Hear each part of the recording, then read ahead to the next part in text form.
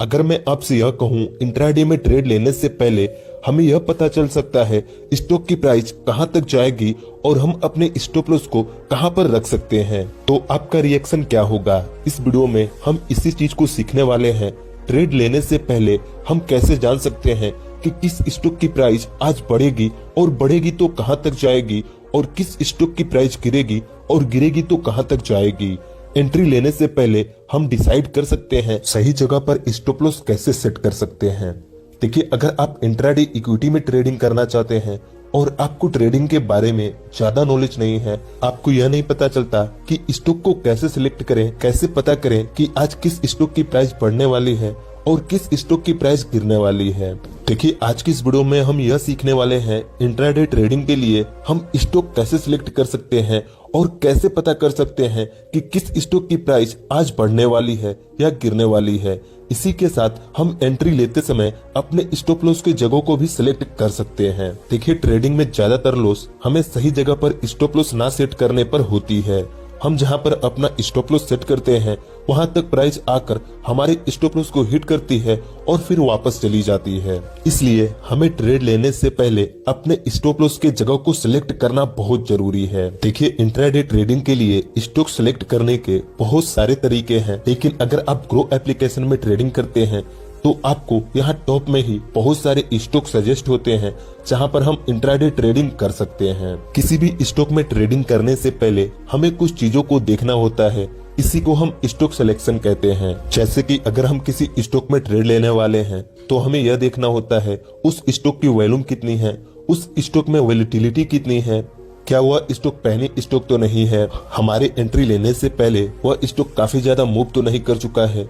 इन्हीं सब चीजों को देखना होता है, इसी को हम स्टॉक सिलेक्शन कहते हैं। इन सब चीजों को हम किसी और वीडियो में अच्छे से डिटेल में सीखने की कोशिश करेंगे, लेकिन आज हम स्टॉक सेलेक्ट करके और पता करेंगे कि हमें कहां पर एंट्री लेनी है और कहां पर अपना स्टॉप लॉस रखना है।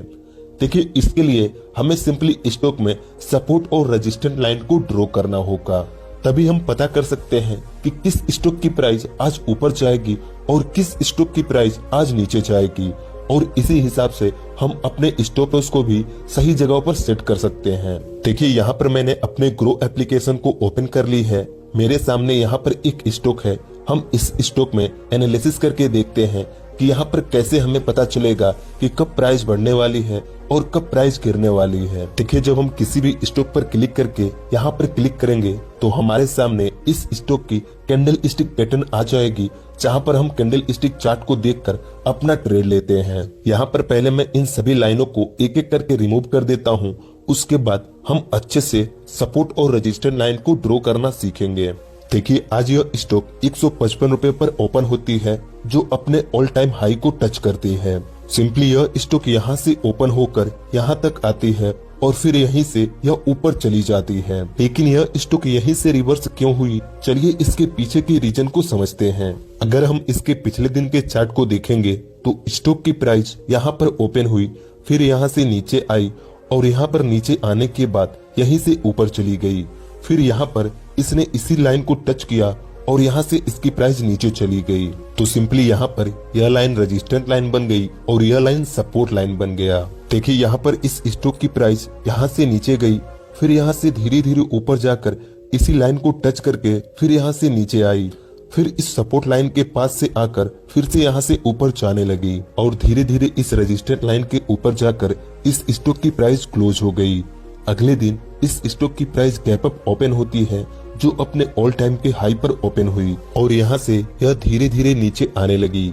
तब इसके लिए यह लाइन सपोर्ट लाइन बन गया और यह लाइन रेजिस्टेंस लाइन बन गई। जैसे इसने अपने सपोर्ट को ब्रेक किया, इसकी प्राइस यहाँ से नीचे आई, फिर यहाँ पर इस सपोर्ट से इसने अपने प्राइस को फिर से रिवर्स कर ली। तो कुछ इस तरह हम अपने सपोर्ट और रेजिस्टेंस लाइन को ड्रॉ करके स्टॉक सेलेक्ट कर सकते हैं कि आज किस स्टॉक की प्राइस बढ़ेगी और किस स्टॉक की प्राइस गिरेगी। चलिए अब हम किसी और स्टॉक में इस चीज को सीखते हैं और वहां पर हम एंट्री कैसे लेनी है और अपना स्टॉप लॉस कहां पर रखना है, इस चीज को भी देखेंगे। देखिए, यहाँ पर मैंने दूसरे स्टॉक को ओपन कर ली है। सिंपली हम यहाँ पर क्लिक करके इसके कैंडल स्टिक पैटर्न पर चले जाएंगे। देखिए, आज इस स्टॉक की प्राइस यहाँ पर ओपन हुई और यहाँ से इसकी प्राइस गिरते हुए यहाँ तक आई और यहाँ से फिर से इसकी प्राइस रिवर्स हो गई। सिंपली हम यहाँ पर इस कैंडल को देखकर एक शॉर्ट सेलिंग की एंट्री बनाते और हम अपना स्टॉप लॉस इस कैंडल के थोड़े से ऊपर सेट करते। देखिए, कभी भी हमें अपने स्टॉप लॉस को उसकी जगह से थोड़ा सा ऊपर ही रखना चाहिए। अगर हम शॉर्ट सेलिंग करते हैं तो हमें यहाँ पर थोड़ी सी ऊपर अपने स्टॉप लॉस को रखना चाहिए, और अगर हम बाई करते हैं तो हमें यहाँ पर अपने स्टॉप लॉस को इससे थोड़ा सा नीचे रखना चाहिए। अब देखिए, अगर हम यहाँ पर एक शॉर्ट सेलिंग की अपनी एंट्री बना लेते तो हमें कैसे पता चलता कि इस स्टॉक की प्राइस कहां तक गिरेगी और कहां से रिवर्स हो जाएगी। देखिए, यहाँ पर तो आपको दिख रहा है कि इस स्टॉक की प्राइस यहाँ पर ओपन हुई और गिरते हुए यहाँ तक आई और फिर से यहाँ से रिवर्स हो गई। हमें अपने टारगेट को सेट करने के लिए पिछले चार्ट को देखना होगा कि कहां पर मार्केट ने सपोर्ट लिया और कहां पर मार्केट की रेजिस्टेंट है। तो अगर हम यहाँ पर लाइन ड्रॉ करके थोड़ा सा पीछे जाएंगे तो आप देख सकते हैं कि मार्केट यहाँ पर काफी देर सपोर्ट में था, काफी देर इस स्टॉक की प्राइस इस सपोर्ट लाइन के पास थी और फिर यहाँ से ऊपर गई। तो ऊपर यहाँ पर हमने यहाँ पर एक रजिस्टर लाइन को देखा और यहाँ से मार्केट नीचे आई, तो फिर यहाँ पर अपने सपोर्ट पर आकर फिर से यहीं से मार्केट रिवर्स हो गई। और अभी देखिए, इस स्टॉक की प्राइस एक रेंज में है।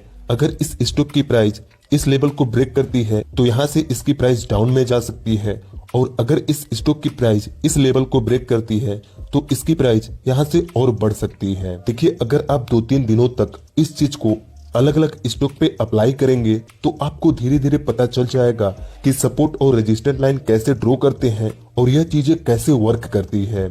यहाँ पर देखिए, इस चीज को मैंने एक और स्टॉक में अप्लाई किया। आप यहाँ पर देख सकते हैं, सिंपली यह लाइन इस स्टॉक की रेजिस्टेंट लाइन है और यह लाइन इस स्टॉक की सपोर्ट लाइन है। पहले इस स्टॉक की प्राइस इस सपोर्ट लाइन के पास थी, फिर यहाँ से ऊपर गई और अपने पिछले वाले रेजिस्टेंट लाइन को टच किया, फिर से वापस अपने सपोर्ट लाइन पर आई और फिर से यहाँ से इसकी प्राइस ऊपर गई। तब इसने इस रेजिस्टेंट लाइन को ब्रेक किया और यहाँ से इसकी प्राइस ऊपर जाने लगी और ऊपर जाकर इस स्टॉक की प्राइस यहाँ पर क्लोज हुई। अब देखिए, यहाँ पर हमारे सामने अगले दिन का भी डाटा है कि अगले दिन हमें किस साइड की एंट्री मिल सकती है। अगर इस स्टॉक की प्राइस गैप अप ओपन होती है, मतलब कि इस लाइन के ऊपर ओपन होती है, तो हमें सिंपली यहाँ पर एक बाइंग की एंट्री मिल सकती है। और अगर इस स्टॉक की प्राइस गैप डाउन ओपन होती है या धीरे धीरे इस लाइन को ब्रेक करती है तो हमें सिंपली यहाँ पर एक शॉर्ट सेलिंग की एंट्री मिल सकती है और हम यहाँ पर अपने टारगेट को यहाँ तक रख सकते हैं। देखिए, यहाँ पर अभी हमने किसी भी इंडिकेटर को अप्लाई नहीं किया है, सिंपली हम सपोर्ट और रजिस्टर लाइन को ड्रॉ करके अपने एंट्री के जगह को ढूंढ सकते हैं। अगर आप इंडिकेटर को सीखना चाहते हैं तो आप मेरी इस वीडियो को देखकर 2 मोस्ट पॉपुलर इंडिकेटर को सीख सकते हैं, सुपर ट्रेंड और मूविंग एवरेज। कुछ इस तरह हम अपने चार्ट पर सपोर्ट और रजिस्टर लाइन को ड्रॉ करके पता कर सकते हैं कि आज इस स्टॉक की प्राइस बढ़ने वाली है या गिरने वाली है, और यह भी जान सकते हैं कि हमें कहां पर एंट्री लेनी है और अपने स्टॉप लॉस को कहां पर रखना है और अपने टारगेट को कहां पर सेट करना है। देखिए, मुझे पता है आपको उतने अच्छे से समझ में नहीं आया होगा, लेकिन जब आप इस चीज को अपने आप से प्रैक्टिस करेंगे, अपने मोबाइल के चार्ट पर प्रैक्टिस करेंगे, 2-3 स्टॉक पर इस चीज को ड्रॉ करेंगे, तो आपको धीरे धीरे खुद पता चल जाएगा कि सपोर्ट और रेजिस्टेंस लाइन को ड्रॉ कैसे करते हैं और इसको यूज कैसे करते हैं। बस आज की इस वीडियो में इतना ही। मुझे उम्मीद है इस वीडियो से आपको कुछ सीखने को मिला होगा। इस वीडियो से आपको क्या सीखने को मिला आप हमें कमेंट करके बताइए। अगर वीडियो अच्छी लगी तो इस वीडियो को एक लाइक कर दीजिए और ऐसे ही ट्रेडिंग की वीडियोस देखने के लिए इस चैनल को सब्सक्राइब करके इस नोटिफिकेशन बेल आइकन को दबा दीजिए।